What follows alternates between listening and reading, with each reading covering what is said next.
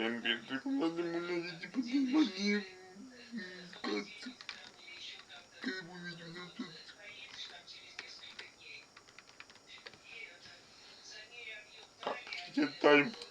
я там меряю? Зачем? Не надо ничего. Там я бандиты, потому что...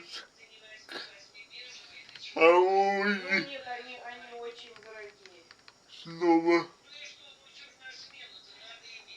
Да, один хватит. Вот этот есть и еще один. Вот это так мы сейчас экономим, экономим, потому что надо на дорогу. Мы ничего на дорогу нормально не отложили. А дорога впереди нас ждет большая. И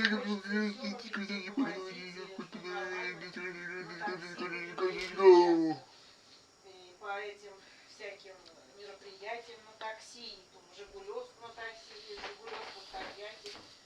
Поэтому, в общем, у нас только 15 тысяч уйдет на дорогу. Может, мы потом погнали. Привет. Это Дженнет. Извините, я взломала ролик, чтобы сказать, что мой блог Яндекс.Дзен находится в описании. Спасибо за внимание. Да, позвони только. Мы с тобой будем рядом. Погнали. Мы ты не делаемся. Let's go. То я буду дома, я скажу вам, вы подойдете. Ага.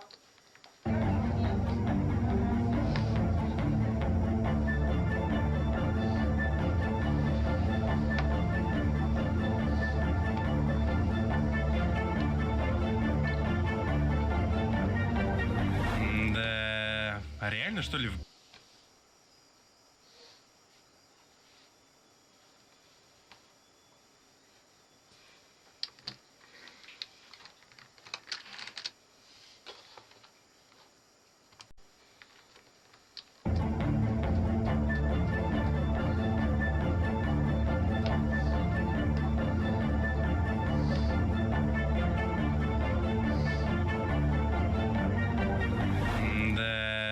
А реально, что ли, в грязи живу, получается? Вот здесь у нас Кави достроилась, тут у Альцеста пляж увеличился, Пугот, Пугот Санса зато прошел. А я что? А я буду увеличивать завод. Монтажи! Здравствуй, Империя! У микрофона Obsidian Time. Как я попал на Майншилд, совершенно другая история. Сегодня я расскажу вам, как завод расширялся, какие интересные ивенты состоялись на сервере, какие знания остались в головах у майншилдовцев, и как я создал самую опасную базу на сервере, способную уничтожить по меньшей мере все до острова Пилигрима. Ой-ой-ой, опасно. Новый день, новый я, а вот и база моя. Какого черта у меня дракон над парком? Я только что зашел на Майншилд, и я считаю, что это незаконно. Это ужас какой-то. У меня слов нету. Я просто поиграть хотел, я ничего не хотел сделать, никому ничего не делал. Оказалось, Модичат, Пугот и житель зоопарка приняли слишком близко к сердцу слова о сборе всех мобов у меня на базе и решили привести дракона. Я, если честно, максимально без понятия, как они это сделали, но пусть будет. Дракон, кстати, впоследствии полетел обратно на базу к надзирателям. Видимо, домой хочет. Бедняжка. За время, пока мы не виделись, моя грязь спозаранилась еще дальше Майншилда и оказалась на улицах страны. А это означает, что грязевой закуточек принес мне уже очень много алмазов. Я так прикинул и почитал, что потратил только лишь на свою базу свыше 200 тысяч грязи. Так еще и у меня недавно купили все запасы для адского хаба. Ну как купили? Мне так до сих пор не заплатили. Ох уж эти якудза. Поэтому в честь грязи я построил вот эту потрясающую надпись. Ваша реальность сместилась. Слово «грязь» отражается от стен завода. Ну, кстати, не только от стен, ведь вы, наверное, часто ходите на улице, например, и видите вот такие гигантские сооружения. Это дымовые трубы. В некоторых источниках их называют заводскими факелами. Высота таких штук обычно 200 плюс метров. Они здоровые. И, конечно, какой же завод без огромной торчащей в небеса и коптящей ангелов бубы? Он получился высотой в 250 блоков и при включенных шейдерах идеально отбрасывает тень на дом жирафа. Ну так это же завод, а не факел. Ля, как офигенно смотрится, не? Слушайте, очень красиво получилось. Еб, тут высоко, слушай. А, там ферма внизу просто. Чего из грязи и сена сделал завод? А выглядит-то, слушай, офигенно, не?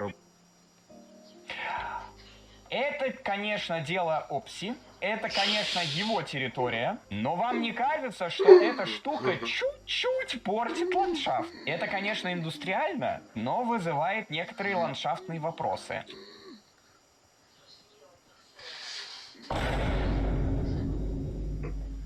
Да что за Вавилонская башня? И до каких пор она идет? Нихера себе труба. Вот он, да? Блин, мне нравится. Он очень круто выглядит. Я думал, там просто какая-то палка будет торчать. Но он выглядит круто. Он даже очень хорошо смотрится, он так гармонично. Он как бы с одной стороны блеклый, очень. Но с другой стороны, в этом его и плюс. Типа он, не берет на себя много внимания и выглядит круто. Мне нравится этот факел, я поджил. Но этот факел появился не просто так. Он появился благодаря подписчикам на Бусти. Ведь только благодаря вам я могу продолжить строить, делать ролики и вставлять забавных котов в видео. Мне тоже быть мужчиной. Победь на будущее. Ты как все не быть мужчиной. Большое вам спасибо за искреннюю поддержку. Бустеры, кстати, голосовали за игры, выбирали свет для завода, шейдеры для этого ролика, получали спойлеры и даже видео раньше времени. Хотите также? Заходите по ссылке в описании. Пример. Как у меня тоже мужчина. Хороший будет. Примерно в это же время Пиля проводил ивент, чтобы его базу буквально кто-то строил за него. Опси, привет. Привет. Привет. И я мега наложил ему мега-армию из мега-грязевиков. Надеюсь, он будет рад. А вот мне для начала надо привести мою уже базу в надлежащий вид. Убираем нафиг этот берег и делаем его плоским, как ваши некоторые шутки мне было с Дискорда. И делаем искусственную насыпь и защиту от размывания. Да какого... Почему возле моей базы все появляется так внезапно? То мост вырастет, то у Пили уже появится самый настоящий порт. Он явно меня опережал по времени, да и по качеству. Надо его догонять. Нужно что-то сделать с гиперпечкой, потому что, здания тупо нет. Быстренько набросал какой-то дизайн из головы, и теперь это нагреватель воды для завода. Многие писали, что на моем заводе не хватает лэп. Так вот вам маленькие лэп, а вот вам гигалэпы. Но откуда на заводе появляется вода? Правильно, из вот этой вот речушки. Ненавижу, природу. Поэтому нужно построить насос. И внутри этого насоса находится механизм из поршней, которые, типа качают воду. А через водонапорную башню холодная вода передается на все остальные постройки. Итак, теперь время самого порта. На одном из стримов мы поняли, что мое желание впихнуть сюда танкер... Что-то как-то не работает. Танкер большой, а речка-то маленькая, поэтому мы хотели сделать дирижабль. И порт для дирижабля. Однако в реальном мире дирижабли выглядят примерно вот так. Маленькая кабинка и пипец какой большой шар. Нам такое не подходит. Мы набросали вот такой дирижабль с 2 шарами, но они его не поднимут. Но в этих шарах не будет никакого газа. В них будет левитатиум. Вот, кстати, цистерна с ним. Я вам не вру, она реально существует. А вот и кран, который будет разгружать привезенные материалы на завод. У него даже есть кабина. Мне и даже можно посидеть. И, конечно же, сам дирижабль. Я хотел построить его отличным от всей базы и взял цветовую схему порта Пили. Он привозит товары, которые помимо крана разгружает еще вот такой вот маленький погрузчик. В него тоже можно залезть.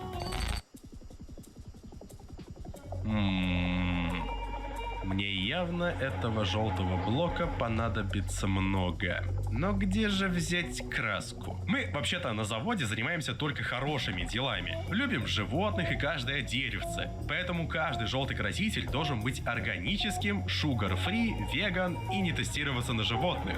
Так, а вот это вот я пока что отсюда спрячу.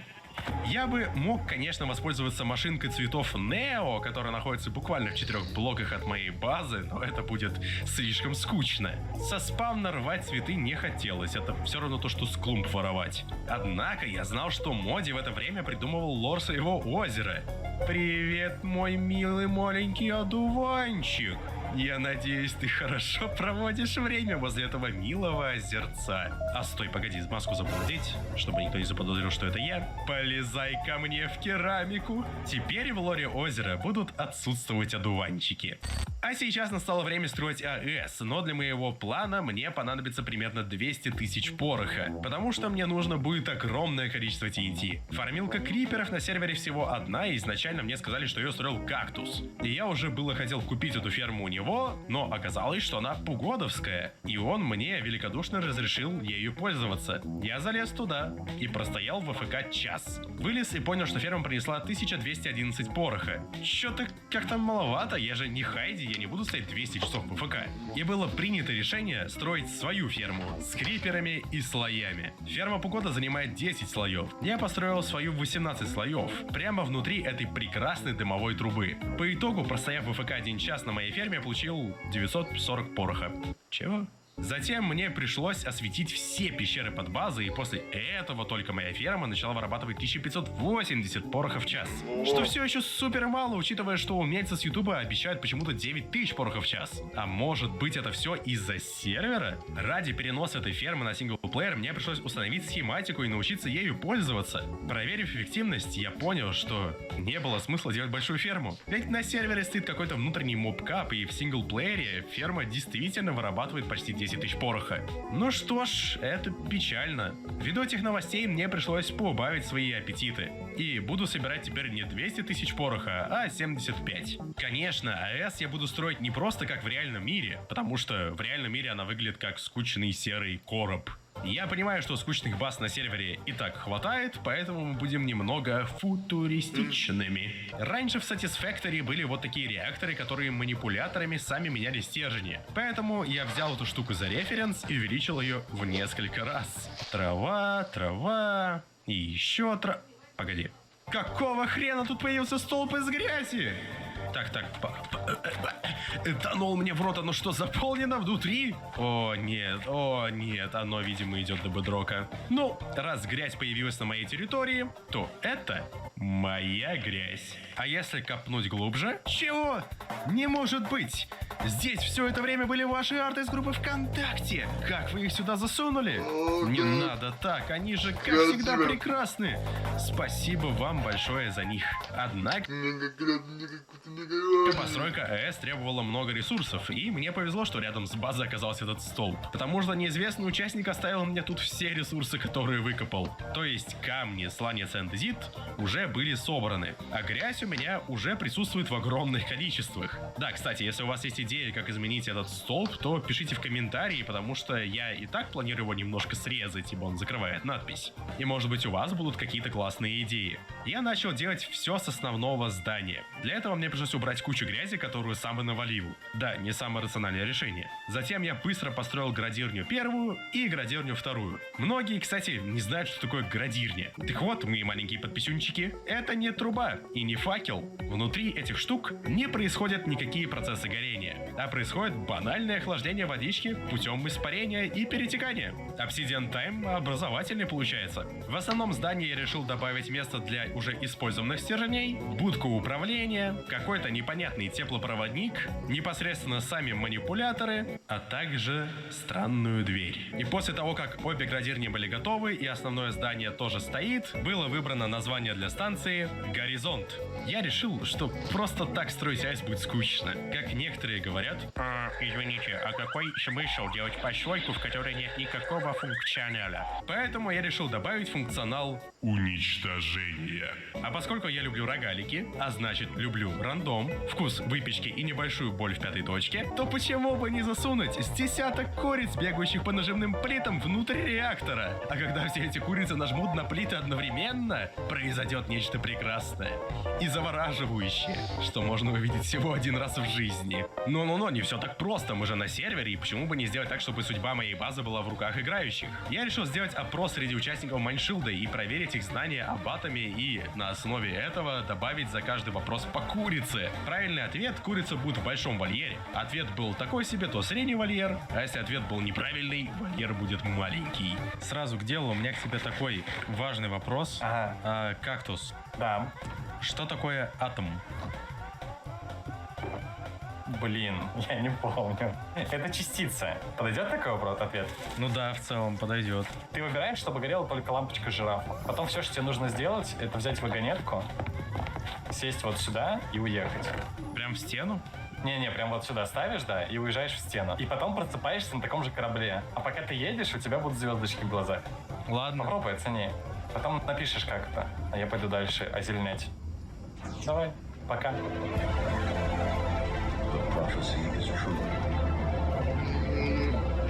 Модичат? Здравствуйте, здравствуйте. Здравствуйте. Что находится в ядре атома? Ядро.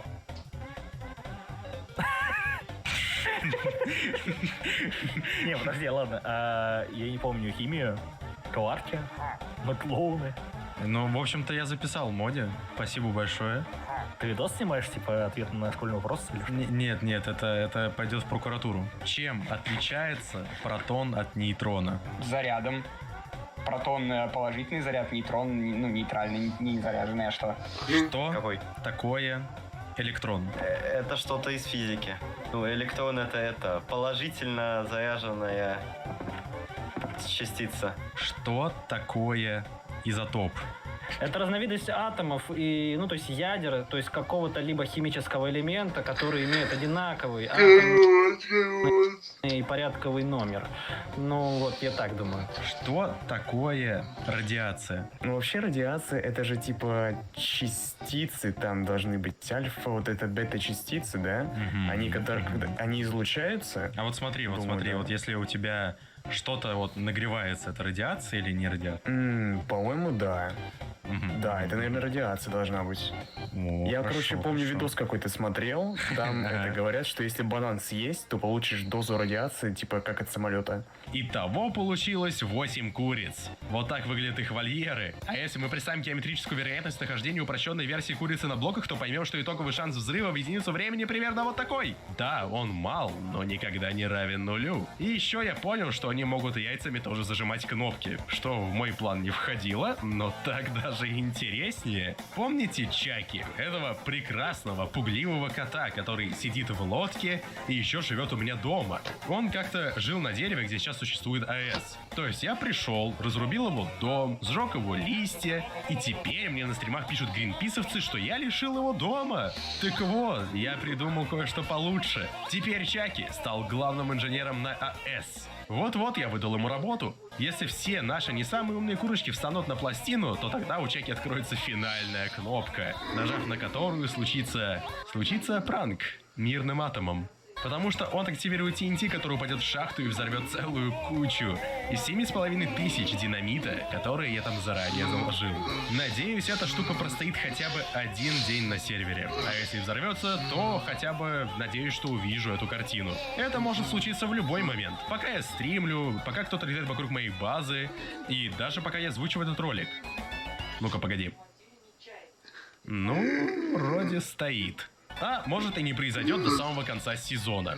Я слышал, что каждый лайк под этим видео добавляет минимум 1 минуту к существованию АЭСки. Ну, если вы понимаете, о чем я. Чтобы узнать, случится ли что-то, заходите ко мне на стримы. Там мы явно почаще играем на мейншилде, чем на роликах.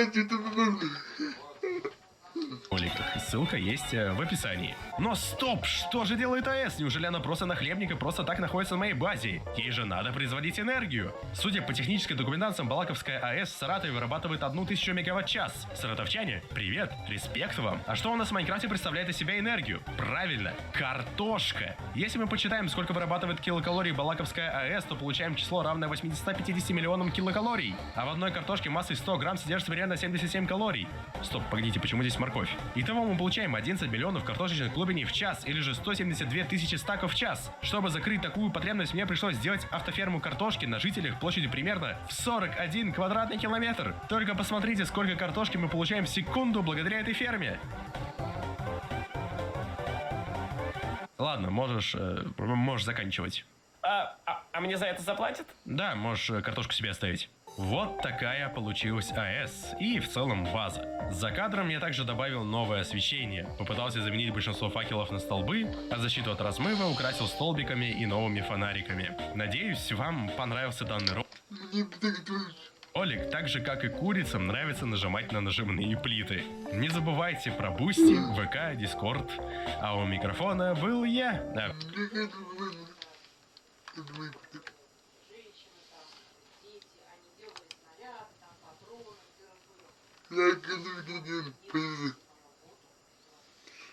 Что ты далеко тебе надо выйти? Лайк это бы как-то пока пока.